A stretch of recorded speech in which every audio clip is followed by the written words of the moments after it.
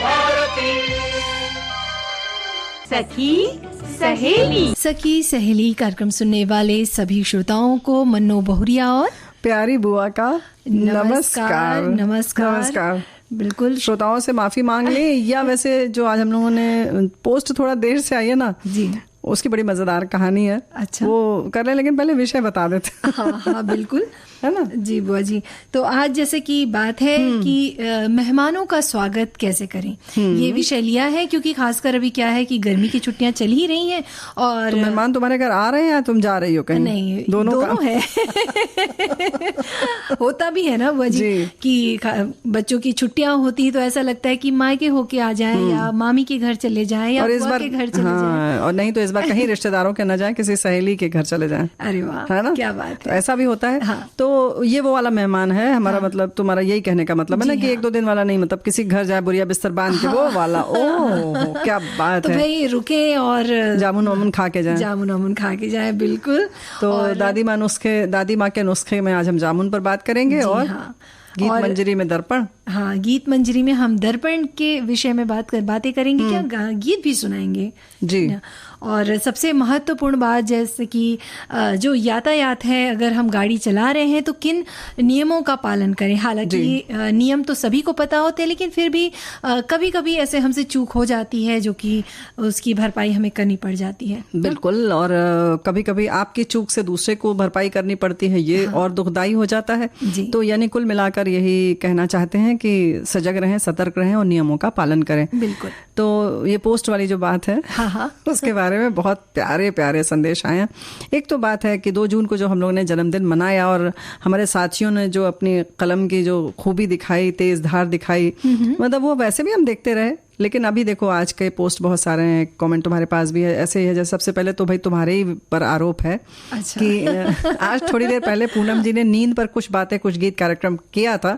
जब पोस्ट नहीं आई तो लगा स्टूडियो में सभी सो गए हैं। अब 2 बजे की पोस्ट के इंतजार में कमेंट का ट्रैफिक जाम हो गया। तब यातायात के नियमों का उल्लंघन तो होना ही तय है। तो ये भी हो सकता है आप दोनों दर्पण देखने में पोस्ट डालने भूल गए।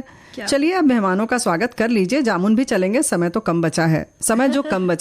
तो भाई ऐसा नहीं है, जामुन आप खा लेंगे तो हाजमा फटाफट हो जाएगा और जल्दी जल्दी आप पोस्ट डाल दीजिए, कोई जाम वाम नहीं लगेगा अगर नियम से चलेंगे, अपनी लाइन का ख्याल रखेंगे तो, है ना जी बुआ जी। और एक बात और है ना कि हमारे श्रोता जो हैं वो जो टिप्पणी करते हैं या जो कमेंट्स भेजते हैं, कहना चाहिए कि कितना प्यारा सा इन्होंने शब्दों में पिरो के चीजों को भेजा है ना, खूब अच्छे से बता दिया मन्नो बहुरिया को इन्होंने क्या किया था।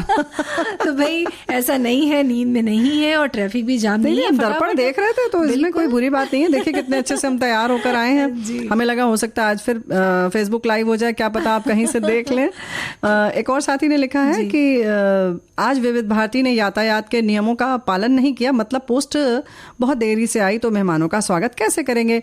अभी हमें तैयार भी होना बाकी है, दर्पण के बिना तैयार होना पड़ेगा, मतलब कुछ कमेंट्स करने के लिए सोचने का समय नहीं मिलेगा। तो इन्होंने खैर स्वागत लिखा है, तो बहुत बहुत धन्यवाद भाई। देखिए अगर अतिथि या जो मेहमान हैं वो बिल्कुल घर के जैसे हो तो कोई तैयारी की जरूरत नहीं पड़ती है और न खुद तैयार होने की जरूरत होती है। जो जितना जैसा है दिल में जगह होनी चाहिए, बाकी तो स्वागत तो हो ही जाता है ना। तो आप सभी का स्वागत है। बिल्कुल। और बुआ जी जैसे कि बात हो ही रही है तो एक श्रोता है, उन्होंने ये भी लिखा है कि बात यातायात की आ गई है अभी ना, शिकायतें और तो हो गई ये शिकायतें। अरे हमें तो बहुत मजा आया लेकिन नहीं, ये तो श्रोताओं का प्यार है ना बिल्कुल, कि वो बिल्कुल इस बारे में बोल सकते हैं। तो यही तो हम कह रहे हैं कि देखो भाई अपने लोग हैं, हम कभी भी मिल सकते हैं। क्या कह रही थी तुम? हाँ, हमारे एक श्रोता ने लिखा है कि एक समय में आज के आधुनिक वाहन नहीं होते थे और व्यक्तियों को यदि एक जगह से दूसरी जगह जाना होता था तब वो या तो पैदल या पशुओं के द्वारा चलने वाले वाहनों का प्रयोग करते थे। वह वाहन ना तो ज्यादा तेज चल सकते थे, ना ही उनमें टक्कर होने की संभावना रहती थी। और ऐसे में जान माल की हानि ना के बराबर होती थी। किंतु समय के साथ मनुष्य ने तरक्की की है और साइकिल से लेकर मोटरसाइकिल, कार से लेकर रेलगाड़ी तक का सफर तय किया है। इनकी गति भी तेज हुई है। मनुष्य एक स्थान से दूसरे स्थान पर बहुत ही तेज गति से पहुंचने लगा है। लेकिन कहते हैं ना कि हर अच्छी चीज अपने साथ कुछ दुष्प्रभाव भी लेकर आती है, या फिर किसी भी चीज़ को लाने के बाद उसके लिए एक नियम होते हैं। तो देखो नियम होते हैं, और एक बात है कि दुष्प्रभाव लाती क्या है, हम आप जानते हैं कि हमें क्या करना है और क्या नहीं करना है, तो क्या हमें लेना है क्या नहीं लेना, ये तो हमें देखना होगा। और जब नियम तो बने ही हुए हैं, उसका पालन कैसे करें ये हमें देखना होगा। वैसे सारे विषयों को समाहित करके हमारे साथी बहुत अच्छे अच्छे कमेंट्स जो लिखते हैं, उसमें से एक ये भी है, यातायात नियमों का पालन हमें ज़रूर करना चाहिए। मन को बहुत शांति मिलेगी और फिर दर्पण में अपना मुख देखोगे तो चेहरा खिला खिला नजर आएगा और आपके मेहमानों का स्वागत मुस्कुरा कर करोगे और उनके सामने काले काले खट्टे मीठे जामुन की प्लेट रखोगे तो मेहमान बहुत खुश हो जाएंगे और बार बार आपके घर मेहमान नवाजी के लिए आएंगे। तो क्या बात है भाई, हम ज़रूर करेंगे। जी हाँ, और जैसे कि बात अभी यातायात की हो ही रही है बुआ जी की, भाई ये है कि जब भी आप गाड़ी चलाएं, खासकर रात में, तो ये ध्यान रखें कि जो आपकी हेडलाइट है वो डिम होनी चाहिए। वाहन की अच्छा। हेडलाइट जो है वो डिम होनी चाहिए। और जब भी आप चलाएं, गाड़ी आप चलाते हैं तो अपनी लेन का जरूर ख्याल रखें। बिल्कुल सही बात है। अपनी लेन का जो मतलब यानी कि जो रोड पर लेन बनी है उसी लेन में चलें। अगर आपकी जैसे कि सबकी एकदम नियत होती है ना कि किस रफ्तार में आप चल रहे हैं, तो आप बीच वाली लेन में रहेंगे कि दाहिनी तरफ वाली में रहेंगे कि बाईं तरफ में रहेंगे। ओवरटेक करने के अपने एक नियम है कि किस तरह से आपको पहले हॉर्न देना है, उसके बाद सामने वाला आपको जब जगह देगा, फ्लिप देगा, सिग्नल देगा कि अच्छा आप इधर से जाइए, तब आप जाएं। इन सब चीज़ों के लिए थोड़ी सी ठहराव की ज़रूरत है, थोड़े धैर्य की ज़रूरत है। ऐसा नहीं कि हमने दिया बस हॉर्न और जब तक कि वो दाएं या बाएं होने की सोचे और आपने फटक से ओवरटेक कर लिया, तो इस तरीके से दिक्कत हो जाती है ना। बिल्कुल। और कहते हैं ना वो, जब अच्छी सड़क हो, अच्छी साफ सुथरी हो, खासकर रात में, तो हम गाड़ी की रफ्तार तेज कर लेते हैं। ये तो तुम अपनी बात बता रही हो बिटिया। हाँ बिल्कुल सही बात है। नहीं बुआ, तेज तो हम उतना तेज नहीं चलाते हैं, खुद को भी बहुत डर लगता है। कैसे पता चला कि उतना नहीं चलाते हो, इतना तेज चलाते हैं? लेकिन सही बात है कि नियमों का पालन करते हुए तेज चलाएं, लेकिन नियम में रहें। हाँ, नियम में रहें। और ये है कि अपनी वाहन की गति को नियंत्रित भी रखें। इतना नहीं कि आप फर्राटे से निकले जा रहे हैं, आपको ये भी नहीं समझ में आ रहा है कि दाएं से कोई रास्ता आ रहा है या बाएं से कोई रास्ता निकल रहा है। तो खासकर इन जगहों पर ध्यान रखें कि भाई सड़क सुनसान जरूर है, हो सकता है अचानक कुछ आ जाए, नहीं तो पशु ही आ जाए, ऐसा भी हो सकता है। यानी कि ऐसी रोड तो नहीं है जहाँ की दाएं बाएं से कोई आ सकता है। जैसे हाईवे वगैरह है जहाँ पर कोई संभावना नहीं होती है, वहाँ जरूर रफ्तार बढ़ा सकते हैं। लेकिन उसके अगर नियम है कि इस हाईवे पर अगर आपको इतनी ही रफ्तार में चलना है, 80 में चलना है, तो कृपया आप 80 पे ही चलें। ये ना सोचे कि यहाँ पर मतलब खुली रोड हमें मिल गई है सीधी, तो हम 100-120 पर चला दें गाड़ी। तो और फिर जैसे तुमने बिल्कुल सही कहा मन्नू बहुरिया कि नियंत्रण में रहे आपकी गाड़ी। आपको पता होनी चाहिए कि अगर आप 100 पर भी चल रहे हैं तो आप रुक सकते हैं और कितनी देर में रुक सकते हैं, आपका वाहन कैसा है, और इसके लिए नियमों का पालन तो है ही। उसके संग संग ज़रूरी है कि हम जो सिग्नल वगैरह देते हैं, जो भी नियम बने हुए हैं, दाहिने घूमना है, यू टर्न लेना है, कहाँ से लेना है, कहाँ से नहीं लेना है, इन सब चीज़ों का ख्याल रखें। बिल्कुल, है ना बुआ जी। एक जो श्रोता है उन्होंने लिखा है कि जब आप किसी एक दिशा में गाड़ी में चला रहे होते हैं तो ध्यान रखिए कि आप सही दिशा में ही गाड़ी को चलाएं। गलत साइड यूज़ करने से बहुत ज़्यादा चांस है कि आप किसी एक्सीडेंट का शिकार हो जाएं और अपना समय बचाने के प्रयास में आप खुद का तो टाइम खराब करेंगे ही, बल्कि दूसरे लोगों का भी वक्त जाया होगा। इसलिए वन वे में सावधानी पूर्वक गाड़ी चलाएं। बिल्कुल सही बात है। और ऐसे ही बहुत सारी चीज़ें हैं, पैदल चलने वालों के लिए भी अलग नियम होते हैं, उन पर हम कभी ख्याल नहीं रखते हैं। वैसे इन्होंने लिखा है, हमारे साथी ने शायद कुछ टाइपिंग में गड़बड़ हो गई है, हमें लग रहा है कि यही कहना चाह रहे हैं कि हमारे शहर में लोग हॉर्न बहुत बजाते हैं और बेवजह बजाते हैं। ट्रैफिक थोड़ा रुका नहीं कि फॉर्म भरने शुरू हो जाते हैं, हमें लगता है वही हॉर्न बजाना शुरू हो जाता है। मात्र 25 सेकंड के लिए ही रुकता है ट्रैफिक। उनके लिए भी एक संदेश दें आप बुआ जी कि डांट जरूरी है वाहन चालकों को। और हॉर्न की जहां तक बात है, ये बात बिल्कुल सही है कि हॉर्न जो है, इन्होंने जो कहा है वो तो बिल्कुल सही है कि 25 सेकंड हुआ। अक्सर लोग ये करते हैं कि बड़ा सा ट्रक आपके सामने और हॉर्न बजाते हैं, ऐसा लगता है कि आप ट्रक के ऊपर से चले जाएंगे या ट्रक बेचारा कहाँ दाएं बाएं हो जाएगा, या बहुत बड़ी आपके सामने बस है या ट्रैफिक की जो बत्ती है वो लाल है। ऐसे में कोई सामने वाला करेगा तो क्या करेगा, है ना। और ऐसा लगता है कि एक ऑटो के पीछे लिखा भी था, जो लोग ऐसे हॉर्न बजाते हैं तो लगता है कि ये ऊपर से उड़ के चले जाएंगे कि न जाने क्या करेंगे, या नीचे से चले जाएंगे। कितनी बेचैनी बेचैनी की ज़रूरत क्या है। तो ये जो हमारे श्रोता ने लिखा है बिल्कुल सही बात आपने लिखी है। इसके संग संग एक बात और है कि ट्रैफिक नियमों में कुछ निर्धारित मानक होता है इनके हॉर्न का भी। अक्सर जैसे क्या होता है मोटरसाइकिल पर में लोग बस का हॉर्न लगा लेते हैं, है ना, भारी वाहनों का। तो उससे आगे जो आप चल रहे हैं और पीछे से अगर किसी मोटरसाइकिल वाले ने हॉर्न बजाया और आप एकदम घबरा जाते हैं कि पीछे बहुत बड़ी बस है, तो इस तरीके का जो भ्रम वाली स्थिति वाले हॉर्न है वो भी नियम के हिसाब से नहीं लगने चाहिए। हालांकि कुछ मजबूरी होगी पुलिस विभाग की, इस तरीके के शायद चालान आदि नहीं होते हैं, लेकिन इनका हमें एक जिम्मेदार नागरिक होने के नाते ख्याल रखना चाहिए कि इस तरीके की भ्रामक स्थिति ट्रैफिक के बीच में न रखें, है ना। बिल्कुल बुआ जी, और ये सब इस तरह के हॉर्न वाकई भ्रामक होते हैं और कई बार हम अचानक घबरा जाते हैं। जी, ऐसे ही बहुत तेज, हाँ बिल्कुल होता है, ऐसे ही बहुत तेज हॉर्न होता है। इसकी वजह से कई लोगों को, मतलब एक जन को तो हमने देखा है कि लिटरली वो बीमार पड़ गए, उनके कान में तकलीफ हो गई क्योंकि अचानक से उनके कान के पास बहुत तेज हॉर्न बज गया और वो बीमार पड़ गए। बाद में धीरे धीरे उनको चक्कर आने लगा, यानी कि कान में कोई नस दब गई।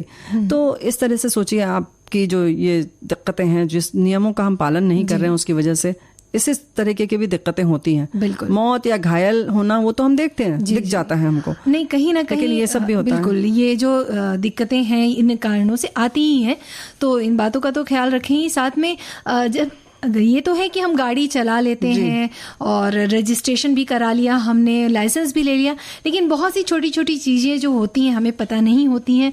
जैसे कि रोड सेफ्टी चिन्ह होते हैं, कुछ संकेत होते हैं, जैसे कि अनिवार्य संकेत होता है, चेतावनी संकेत और सूचक संकेत। सूचक संकेत यानी कि हमको पता चलता है इससे कि हमारे आसपास पेट्रोल कहाँ मिलेगा हमको, पेट्रोल पंप है जी, पेट्रोल या वो रंबल स्ट्रिप आ रही है या स्पीड ब्रेकर आ रहा है, बिल्कुल, या रेलवे लाइन है जी। तो ये सारी चीजें आपको जानकारी मिलती है। इसके अलावा जैसे सड़क जो है, आगे सड़क कैसी होगी, सक्रिय होती है, हाँ, कोई पुलिया आ जाती है, या आप किसी हॉस्पिटल के पास से गुजर रहे हैं, आपको हॉर्न नहीं बजा रहे हैं, हाँ जी बिल्कुल। तो इस तरह की चीजें जो होती है, संकेत अगर आपको पता है तो आप अपनी गाड़ी की जो स्पीड है वो आप कम कर सकते हैं, उसके हिसाब से चल सकते हैं। या हॉर्न नहीं बजाना तो आपको नहीं बजाना ही नहीं चाहिए जी, है ना। नहीं, कई बार जरूरी हो जाता है कि नहीं, लेकिन जैसे अगर आप अस्पताल के पास से जा रहे हैं, लेकिन अगर आपको जानकारी ही नहीं है तब क्या करेंगे, इसलिए इनकी जानकारी बहुत जरूरी है। हाँ। अस्पताल के पास है, स्कूल के पास है, स्कूल के पास की गति निर्धारित होती है ना। तो इन सब बातों का भी बिल्कुल बेहद पता होना चाहिए अगर आप गाड़ी चला रहे हैं। देखो, ये सारी चीजें जो परीक्षा देते हैं हम, जब जिस समय लाइसेंस बनता है तो रहती हैं उसमें। अगर आपने उस समय सिर्फ परीक्षा पास करने के लिए किया है तो गलत है। यहाँ यही कहना चाहते हैं कि जिस समय आप परीक्षा देते हैं तो इन संकेतों की पूरी जानकारी आपको दी जाती है और आप पढ़ते भी हैं, लेकिन उसको बिल्कुल पढ़ाई की तरह पढ़ें और पूरी जिंदगी के लिए उसके लिए गांठ बांधें, है ना। और इसी तरह से बुआ जी जो सबसे महत्वपूर्ण है कि जो 2 पहिया जो गाड़ी चला रहे हैं उनके लिए हेलमेट, और जो 4 व्हीलर गाड़ी चलाते हैं उनके लिए है सीट बेल्ट। और उसके हाँ। साथ दोनों के लिए जो जरूरी है वो ये है कि फोन पर बात बिल्कुल ना करें। वो तो बहुत ही जरूरी बात है कि जब आप वाहन चला रहे हैं खासकर, तो फोन का उपयोग बिल्कुल भी ना करें, चाहे जितना भी जरूरी कॉल क्यों ना हो। आप एक साइड रुक जाएं सड़क के, और चाहे तो रुक कर आप उनसे बात करें, फिर गाड़ी आगे बढ़ाएं। अरे तो जब तक देखेंगे नहीं तो जरूरी कैसे पता चलेगा। नहीं, कई बार नाम से भी आ जाता है ना कि हाँ, तो उतना भी ना देखें। देखो, बॉस का फोन है या नहीं तो वो देखे ही नहीं चाहिए, इसीलिए तो कह रहे हैं आप पहले किनारे करिए। हॉर्न बज रहा है, मतलब ये मोबाइल का अगर फोन की घंटी बज रही है, पहले किनारे कर लीजिए इत्मीनान से। अगर कहीं है रास्ता नहीं है तो आप बिल्कुल मत किनारे करिए, आप 5 मिनट बात करिएगा, है ना। और कोई अगर बार बार कर रहा है तो बहुत ज़रूरी काम होगा तो तब आप रुकिए, नहीं तो आप बाद में आधे घंटे बाद भी रुककर पुनः उसको कॉल बैक कर सकते हैं जी, है ना। हाँ, तो ये इन सारी बातों का ज़रूर ध्यान रखें, क्योंकि जिस तरह से दुर्घटनाएं बढ़ रही हैं, कहना चाहिए तो हम कहीं ना कहीं हमारी ही लापरवाही की वजह है। और सबसे बड़ा कारण हम फ़ोन बोल सकते हैं। बिल्कुल, फ़ोन भी है। अक्सर देखा जाता है कि लोग गाड़ी चलाते रहते हैं और एक हाथ से फ़ोन हाथ में रख के बात करते जाते हैं। 2 वजह है इसकी। देखो, एक तो यह है कि आपका एक हाथ व्यस्त हो गया, दूसरा आपका ध्यान हटा। दूसरा ध्यान जो भटका तो वो तो है ही। कभी कभी ऐसी घटना की खबर हमें सामने से मिल जाती है जहां आप पूरी तरह से संयम खो देते हैं जी। और उसका खामियाजा सिर्फ आपको नहीं भुगतना पड़ता है, आगे पीछे वाले भी परेशान हो जाते हैं ना। जी बिल्कुल, परिवार तो परेशान होते ही हैं। और बुआ जी नहीं, ट्रैफिक में जो पीछे आ रहे हैं वाहन, हाँ, आप अनियंत्रित होते हैं, कभी कभी आप बच जाते हैं, पीछे वाला चला जाता है। बिल्कुल, वो तो होता ही है बुआ। कभी ऐसा भी होता है बुआ जी कि हमारी गलती का कहना चाहिए, बिल्कुल, खामियाजा जो है वो दूसरों को भुगतना पड़ जाता है। ऐसे ही गाड़ी चलाते समय एक जो बहुत ही महत्वपूर्ण चीज है वो है कि आप तनाव या टेंशन या गुस्सा लेकर गाड़ी ना चलाएं, गाड़ी ना चलाएं। हाँ, क्योंकि ये बात है। गाड़ी चलाते समय अगर आप तनाव में रहेंगे तो बहुत तेज, खासकर बोला जाता है ना कि घर का टेंशन या तनाव या बाहर का भी, ऑफिस का भी, अगर आप टेंशन गुस्से में आप बाहर निकले और तेज आप गाड़ी चला रहे हैं तो ऐसा ना हो कि वो, तो कैसा नहीं लगता कि सिर पे ठंडी ठंडी हवा लगेगी तो टेंशन खत्म हो जाएगा। नहीं, कई बार ऐसा होता है बुआ जी कि सारा सिर्फ साइकिल में होता है, गाड़ी में निकाल देते हैं ना। हाँ, तो निकाल लेना चाहिए ना। जैसे लोग कहते हैं तनाव के लिए ये करो वो करो, अच्छा मोटरसाइकिल तेज चला लो, ऐसा नहीं है। ये सिर्फ साइकिल के संग आप कर सकते हैं, वो भी कोई बहुत खुली जगह पर आप कर सकते हैं। हरियाली की जगह पे तो बिल्कुल मत करिए। और स्वस्थ रहिए, प्रसन्न रहिए, खुश रहिए, और कम से कम नियम कहीं के भी हो, हमें लगता है पालन करना ही चाहिए। बिल्कुल, है ना? हाँ, क्या बात है। गाड़ी तो जाने दें लेकिन मेहमानों को रोक लें। हाँ, है ना? बिल्कुल। जब बात अपने अजीज मतलब कहना चाहिए कि दोस्तों की हो, मेहमानों तो देखो, श्रोता ही निकल रहा है ना मुंह से। हाँ, यही तो हम कह रहे हैं कि श्रोता ही निकलता है अब तो। क्या बात है जी। तो ऐसे जब दिल से जुड़े हुए लोग घर में आते हैं तो बड़ा ही अच्छा लगता है ना वो जी। लेकिन कई बार जो कहते हैं ना कि समय जो होता है, क्योंकि हम जिस दिनचर्या से जुड़े हुए रहते हैं, लेकिन अचानक जब कोई आ जाता है घर में तो वो जो दिनचर्या है वो बदल जाती है। बिल्कुल बदल जाती है, कभी कभी अच्छी हो जाती है, कभी कभी थोड़ी सी बिगड़ जाती है। वैसे हमारे एक साथी ने बहुत ही अलग ढंग से लिखा है कि मेहमानों का स्वागत, वो भी आज के युग में, अरे भाई किससे फुर्सत है, अपने प्राइवेट नौकरी में, फिर बुजुर्ग, ये भी अब घर में कहाँ, इनके लिए वृद्धाश्रम है, फिर बॉस की डांट तो नहीं खानी है ना, फिर अगर कहीं सुबह सुबह मेहमान आ भी गए तो चाय पिए और चलते बन रहे टिफिन में बाल बच्चे हैं, शेष के लिए बाई काम वाली कहाँ बना पाए, उससे और भी तो घर देखने हैं। तो वही एक दृश्य इन्होंने खींचा है। ये एक सामान्य तौर पर होता है, लेकिन इंतजार तो हम सबको भी होता है ना कि हमारे घर कोई आए या हम किसी के घर जाए। वो तो है ही बुआ जी, क्योंकि कहते हैं ना मेहमानों के आने से घर भरा भरा सा लगता है ना। हाँ, कुछ बातों का अगर हम ख्याल रखेंगे कि भाई जैसे कि अभी दिनचर्या की ही बात कही हमने, हमको पता होता है कि कौन मेहमान आने वाले, कितने समय के लिए आने वाले हैं, तो उस हिसाब से हम अपनी दिनचर्या को थोड़ा बदल लें और चेंज कर लें, तो मुझे नहीं लगता कि ऐसे कुछ प्रॉब्लम होगी या ऐसे कुछ परेशानी होगी। तो लेकिन भाई हम भी तो कहीं जाते हैं तो होती ही होगी ना, तो थोड़ा तो जैसे हम जिंदगी में सामंजस्य स्थापित करते हैं वैसे यहाँ पर भी कर लेना चाहिए। हाँ, है ना? बिल्कुल कर लेना चाहिए। जैसे कि ब्रेक का समय आए तो ब्रेक ले लेना चाहिए। तो भाई सखी सहेली कार्यक्रम में एक बार फिर श्रोताओं का बहुत बहुत स्वागत है। और ऐसे ही गर्म जोशी के साथ स्वागत करें मेहमानों का। ऐसा ही हमारे साथी कह रहे हैं, जब भी कोई मेहमान आए तो उनका स्वागत गर्म जोशी से करें, उनकी सुविधा का ख्याल रखना चाहिए। जब वे वापस जाएं तो कह कर जाएं कि हम दोबारा जरूर आएंगे। क्या बात है। ऐसे ही हमारे श्रोता ने लिखा है कि हमारे वेदों और पुराणों में लिखा है कि अतिथि देवो भव, अर्थात अतिथि भगवान का रूप होता है, इसलिए उनकी सेवा एवं सम्मान कर हम अपना कर्तव्य निभाएंगे। अतिथि या मेहमान के आने पर हम ऐसा कोई भी काम नहीं करेंगे जिनसे उन्हें कोई मुश्किल हो। घर में मेहमान के आने पर हम उनका आदर सत्कार बड़े ही आदर भाव के साथ करेंगे, उन्हें सम्मान के साथ घर में बैठाएंगे, प्यार के साथ उनसे बात करेंगे, उन्हें जलपान करवाएंगे। ये सभी तो बहुत ही आम बातें हैं जो सभी समझते हैं, लेकिन वही कुछ ऐसी छोटी छोटी बातें हैं जिस पर लोगों का ध्यान नहीं पड़ता और वो शिकायत के पात्र बन जाते हैं। बिल्कुल बात सही कही है। हमें अपनी संस्कृति का अगर ख्याल रखना है तो इन सारी चीज़ों का ध्यान रखना चाहिए। सभी देशों में स्वागत करने के तरीके अलग अलग हैं। कोई हाथ मिलाता है, कोई हाथ चूमते हैं, कोई दूर से हाथ हिला देते हैं, पर सबसे प्यारा और निराला अंदाज अपने देश का है। हाथ जोड़कर मेहमानों का स्वागत किया जाता है, छोटे बड़ों के पैर छूकर आशीर्वाद लेते हैं। अतिथि सत्कार में कोई कमी नहीं रखी जाती, उनकी सुविधा का पूरा ख्याल रखा जाता है। उनकी पसंद का भोजन, घर का वो कमरा मेहमानों के लिए खाली किया जाता है जिसमें सबसे ज्यादा सुविधा हो। ये हमारे देश की संस्कृति है।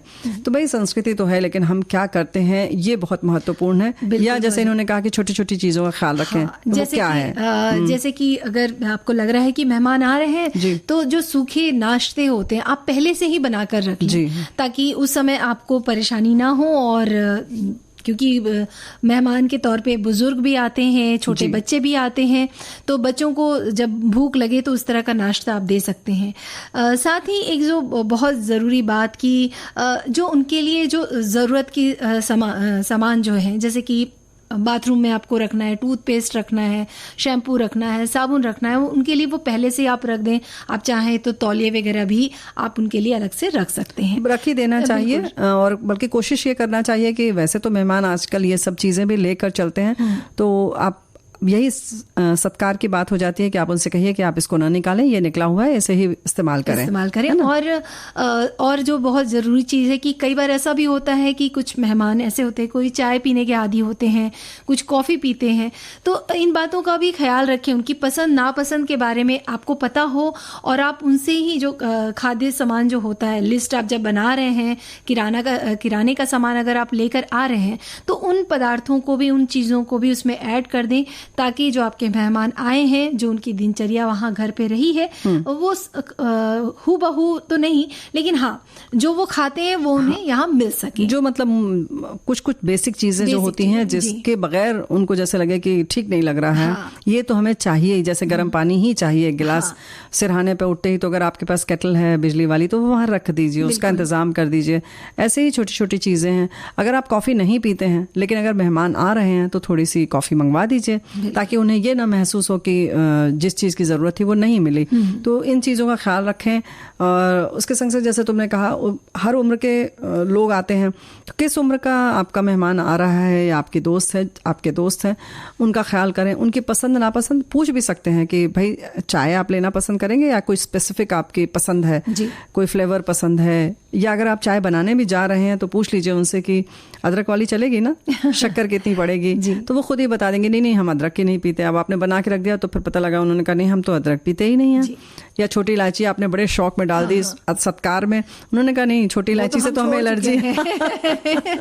जी हाँ। तो इन चीज़ों को पूछ लें। या किसी खास तरीके का बिस्किट आपको पसंद है तो वो मंगवा कर रख दें। आप पहले ही अगर पूछ लें तो और अच्छा है, क्योंकि हमारे एक साथी लिख रहे हैं कि मेरी सहेलियाँ, सखियों की बात की तो मेरी सहेलियाँ और मैं, हम करीब 55 साल के बाद मेरे घर पर मिले हैं और मैं डिसेबल हूँ, और हमने फुलटू मस्ती कर मेहंदी लगवाई, केक कटिंग भी करे, खूब मज़े किए। मुझे मस्कुलर डिस्ट्रॉफी है, फिर भी मैंने बहुत एंजॉय किया।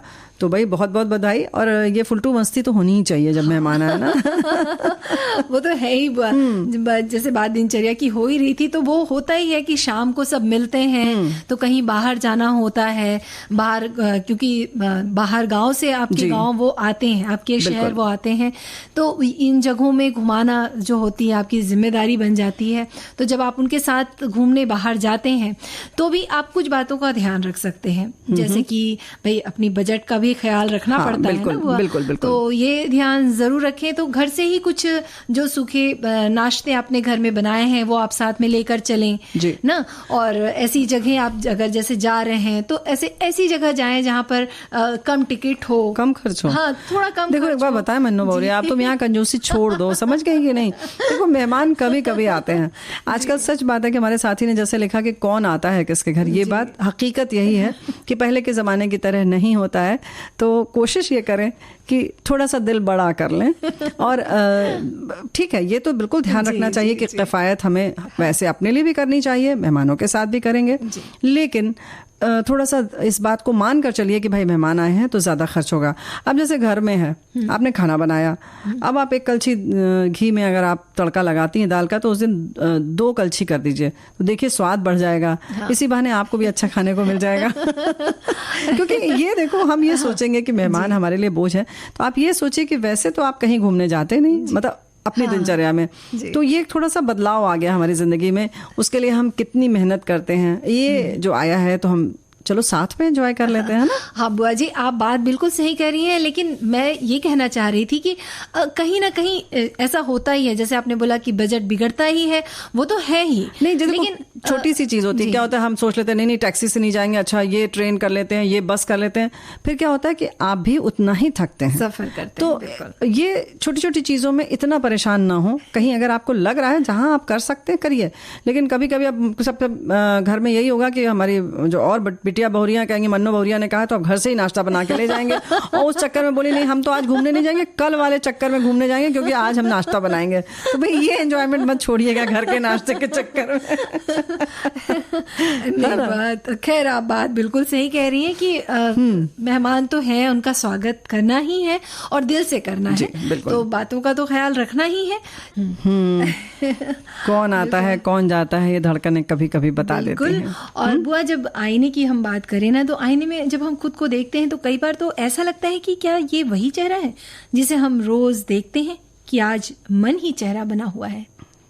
क्या बात है, ये है तासीर दर्पण की। जब से तुम्हें देखा है सब कुछ नया नया सा है, जब से तुम्हें देखा है सब कुछ नया नया सा है।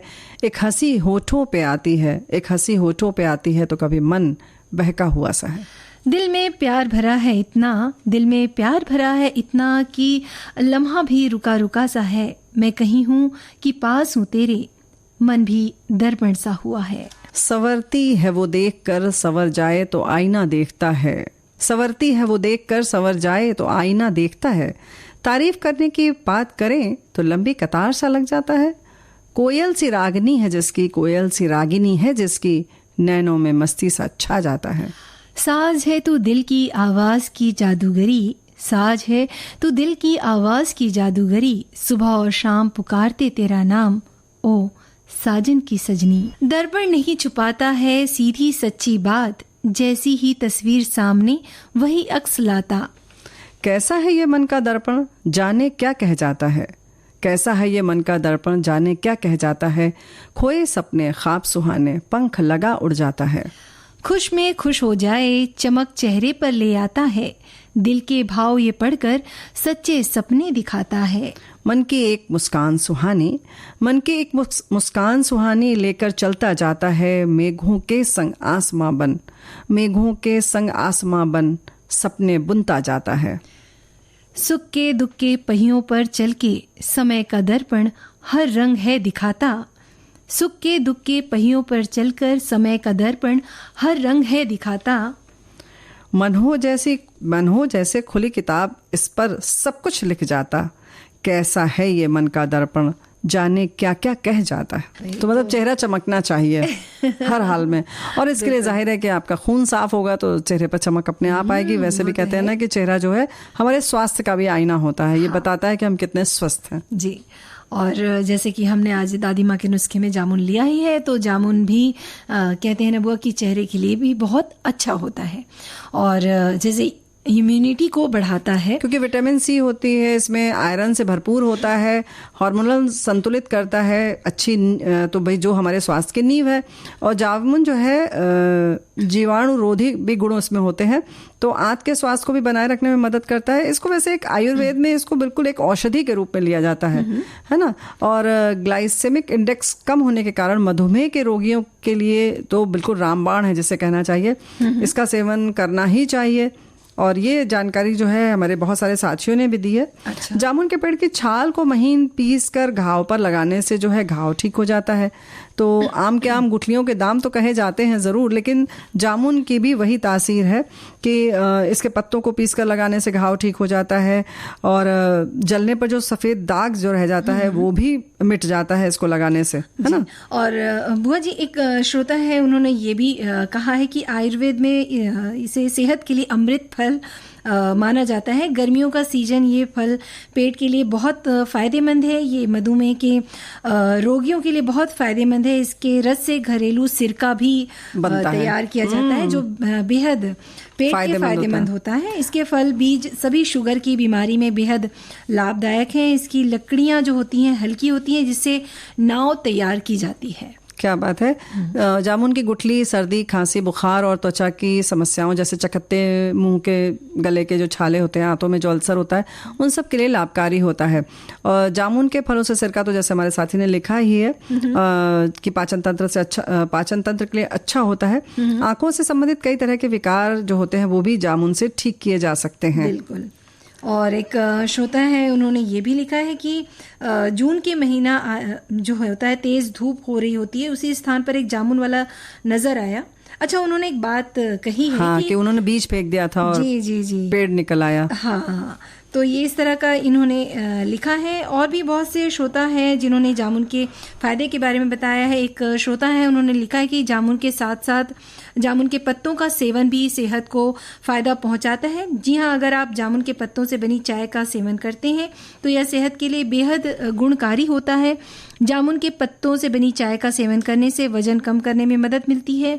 साथ ही इसके सेवन से स्वास्थ्य से जुड़ी कई अन्य समस्याओं से भी छुटकारा मिलता है, क्योंकि जामुन के पत्ते एंटीबैक्टीरियल और एंटीवायरल गुणों से भरपूर होते हैं जो शरीर को स्वस्थ रखने में मदद करते हैं। तो भाई देखो, अगर एंटीबैक्टीरियल हैं तो दांत के लिए भी उतना ही फायदेमंद हो गया ना। तो दांत संबंधी समस्या में जामुन फायदेमंद होता है। जामुन के पत्तों को जलाकर राख बना ले और इसे दांत और मसूड़े पर मसलने से दांत और मसूड़े मजबूत होते हैं। लेकिन भाई देखो, ये तो कारगर बात है, लेकिन इस पे जरा भी कहना चाहिए कंकड़, जैसे कहना खुरदुरा निपन नहीं होना चाहिए। इसको आपको कपड़े से छानना होगा। तो फिर आप, नहीं तो घाव हो जाएगा दांतों में, या उसके जो एनामल हैं वो नष्ट हो जाएंगे। तो इन चीज़ों का ख्याल रखेंगे। और जामुन के पत्तों के रस से जो कुल्ला करने से भी मुंह के जो छाले हैं वो उनमें भी लाभ मिलता है। अच्छा, तो क्योंकि देखो वैसे भी जब हम खाते हैं तो कैसे ना मुंह में एक अजीब सा कसैलापन भी आता है और चेहरा जिसको कहते हैं ना कि थोड़ा सिकुड़ सा जाता है, चमोक लेना जिसको कहते हैं, वो जो है वो छालों में बहुत फायदा करता है। अच्छा बुआ जी, एक श्रोता है, उन्होंने जामुन पे 2 लाइन लिखी है। वो लिखते हैं कि जामुन है क्या काली काली लटक रही है डाली डाली। क्या बात है। तुम ठहरो मैं ऊपर जाऊं, डाल पकड़कर खूब हिलाऊं, टपक पड़ेंगे टप टप टप, हम खाएंगे गप गप गप। क्या बात है। चलो चले हम नदी किनारे, जामुन धोकर खाए सारे। वाह वाह वाह। वैसे सच बात है कि जामुन जिस समय होती है तो जमीन बिल्कुल जामुनी रंग की हो जाती है। रंग इतना सुंदर लगता है। और इसके छाल के चूर्ण को शहद के साथ लेने पर क्या है, जो दर्द है गले वाले का, उसमें भी आराम मिलता है।